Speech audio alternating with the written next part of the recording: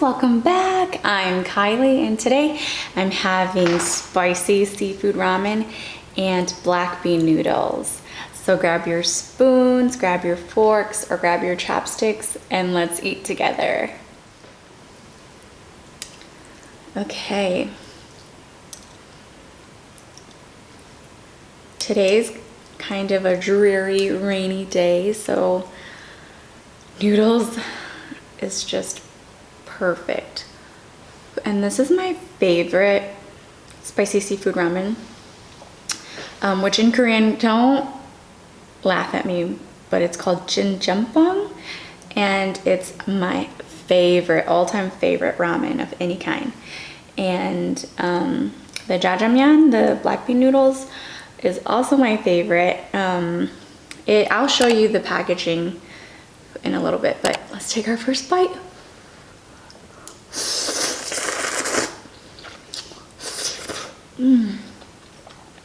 I've also got some kimchi here. I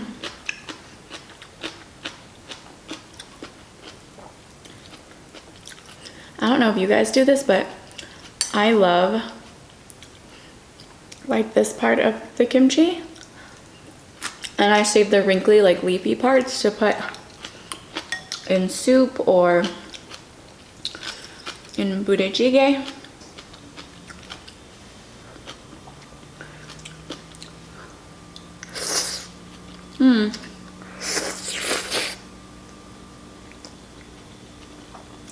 So today I want to talk about a place in Homestead, Florida called Coral Castle. So I used to live in Florida, in Lauderdale by the Sea specifically, and I've been to Coral Castle before. It's down past Miami in a town called Homestead.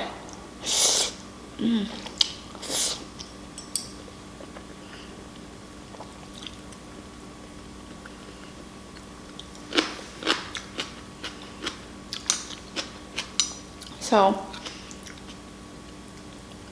a man by the name of Edward, and I might be pronouncing this wrong, but Jjampong, he's Latvian, and his story is that he was engaged to be married when he was 26 to someone who was 10 years younger than him. And she called off the wedding and he was devastated. So he decided to emigrate to North America, the United States. I think he spent some time in Canada. He lived in New York, in Oregon, but after contracting tuberculosis, he decided to move down to Florida where it's warm. And at that time, Miami and south of Miami wasn't that developed. So he bought some land down there. And he decided to start building a place he could call home. And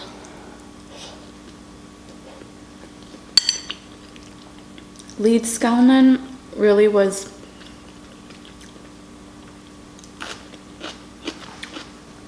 private and didn't really have any friends.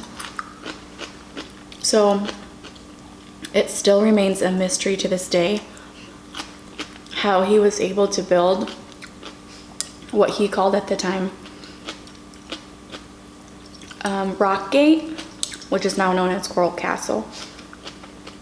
He built that whole place by himself with no electrical machinery.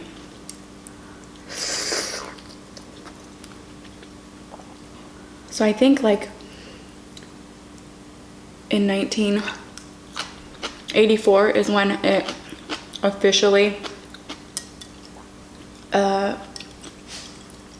was a place on the National Registry of Historical Places.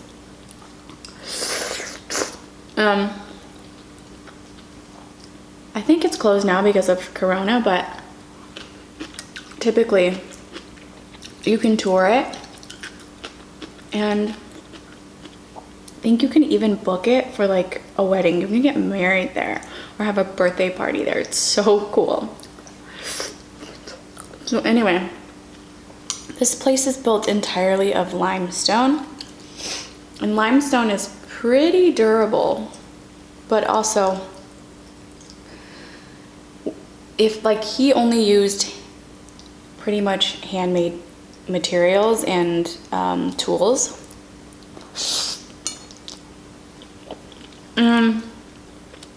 At the time there weren't a lot of people living in the area, but the small amount of people who did never saw him building. He was really private and kept to himself, so he would build this castle at night. And it took him a total of 28 years to build this castle. I'll insert a picture. It's not actually like a castle of what you would think a castle is, but it's called Coral Castle because it's made from limestone.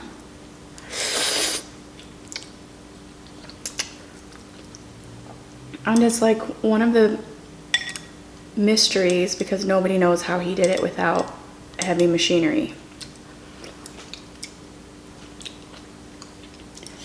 There's a revolving door where you can enter into the castle.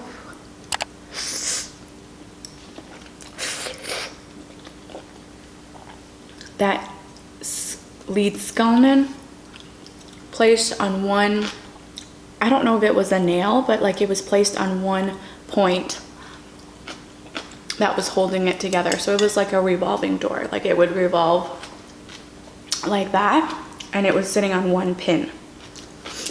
And when I toured it, they said after his death and after so many, you know, tours and people using it, they don't let you touch the door anymore, but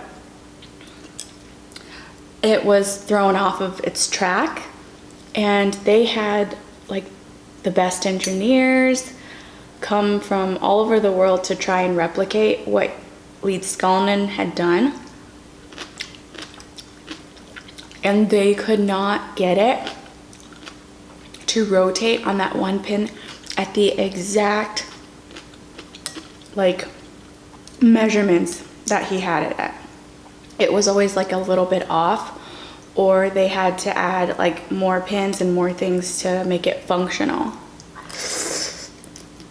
So I think after a while they just gave it up and stopped using it and just kept it stationary so that you could just see it.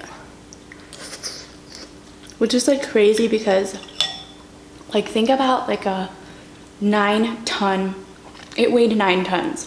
Think about a 9-ton like square piece of limestone that's just sitting on one pin and revolves with only like a 1/4 of an inch space on each side. Like that is insane, and that is like so intricate, like really intricate work. And Lidskallen didn't have any formal like engineering training or anything. Like he barely finished 4th grade, and people say like he used to be a logger when he lived in Oregon, so people say like maybe his skills of like working like in the logging industry with like different axles and like all this stuff, like maybe that's how he learned to build. But it still doesn't explain him not using any heavy machinery. How else could you explain a man being able to lift a big piece of limestone weighing 9 tons the way that he did? And Lidskallen wasn't even a big guy. Like he was 5 foot tall, 100 pounds. Like, and he built this whole place all by himself. So most of it is exposed. It's outdoor, like it doesn't have a big roof over it. There's a small portion of it that does have shelter, like a roof covering, and that's where he stayed. It's basically like an upper level, can't be more than like the size of a small room, is where he slept. And if you go on the tour, if you ever get the chance to, I would highly recommend it. Like, they, in that little small room where he pretty much slept and ate,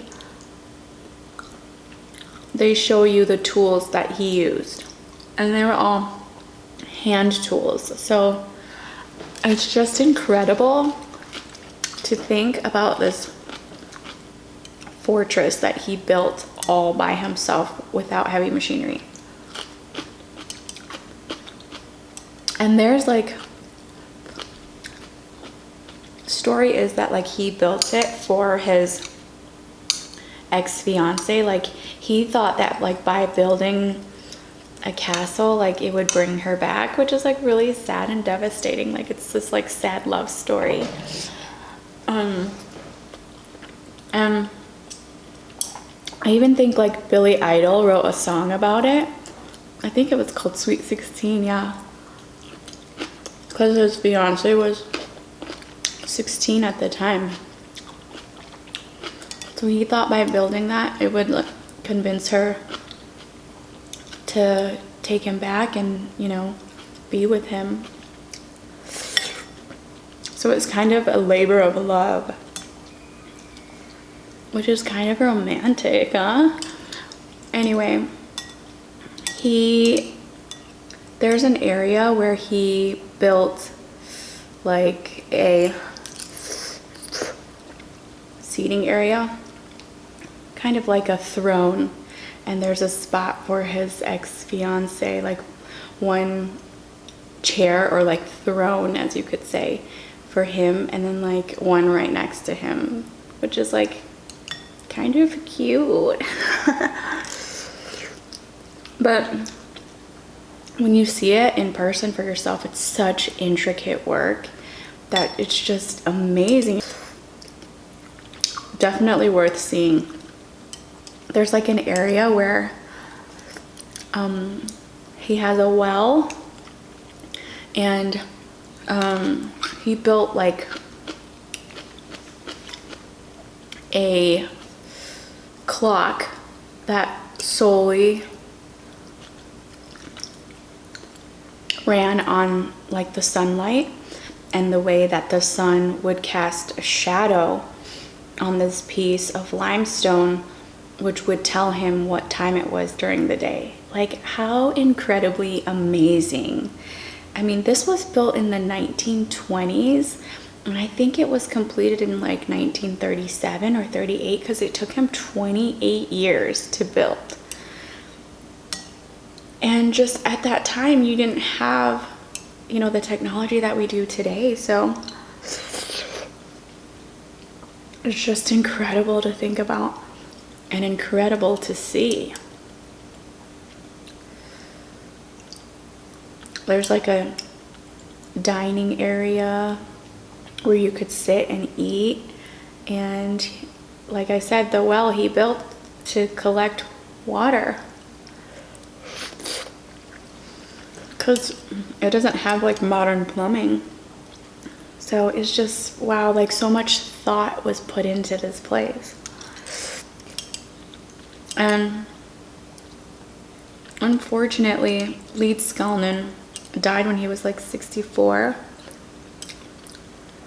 I think it said from like a kidney infection. He drove himself to the hospital and like had a stroke either before or at the hospital, and then ultimately died from a kidney infection. So that's pretty sad. I think he died in 1951, it said. But wow, he took it to the grave. Like, he never told anybody how he did it. So there's a couple of theories behind how he built it.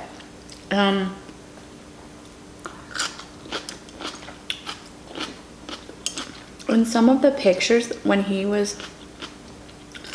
that he had, which was like not a lot, maybe like 2 or 3,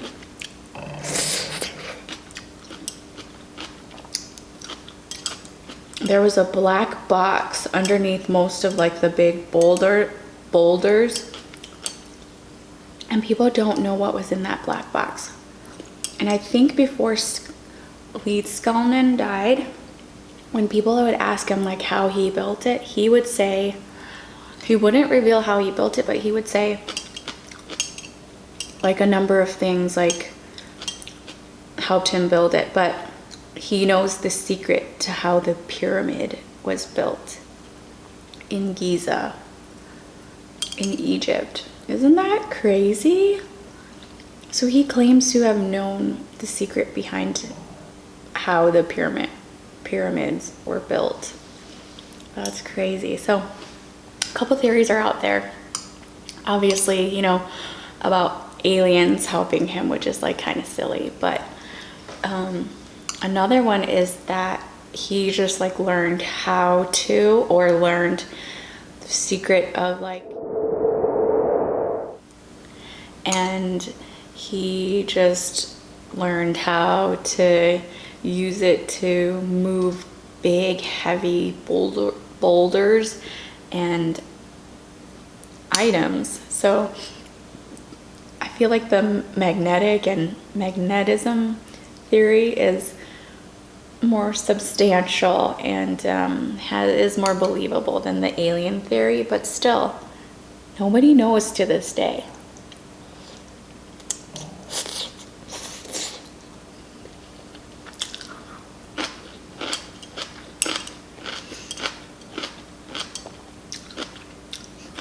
I also read that some teenagers who did see him building at night claimed that they heard him like use magic, like do chants and stuff, and then like items would raise above the ground and he could move it, which is weird and crazy to think about.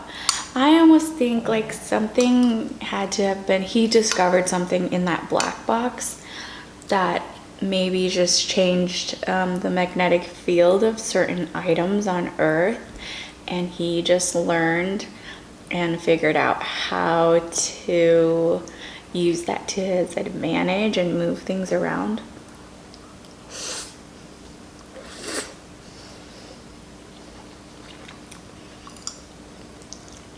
It's just crazy to think about that nobody to this day knows how he did it.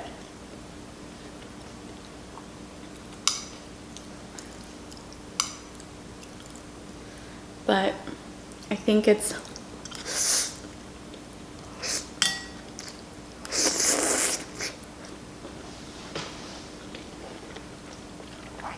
one of those places you should put on your bucket list, especially if you're already gonna be in the Miami area.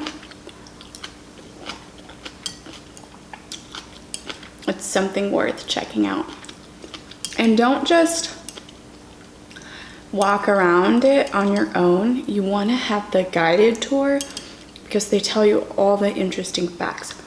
Because otherwise, if you just go on your own and walk around, it's just a bunch of pieces of limestone situated, you know, just as areas that you could sit on, right? It's not as interesting. But if you go on the guided tour, they tell you all the things that matter, just like how that revolving door sat on one pin with only 1/4 of an inch opening on each side, and how it was overused and was thrown off the pin, and how they got a bunch of engineers and come and try and replicate it back to the way that it was, and they could never ever get it back to the way it was originally built, with just one pin and revolving with just 1/4 of an inch on each side. opening. So like they always had to like add extra pins or shave off, you know, some of the sides so it could revolve revolve the way that it did, but they could just never get it back to how it originally was, which was so really crazy to hear.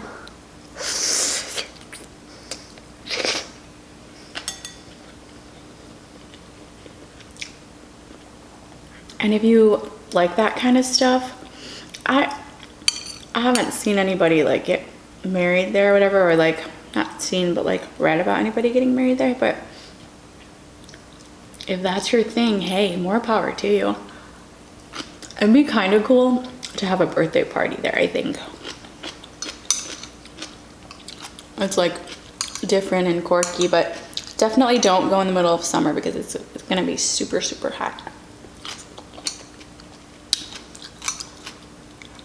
Okay, I think I'm done.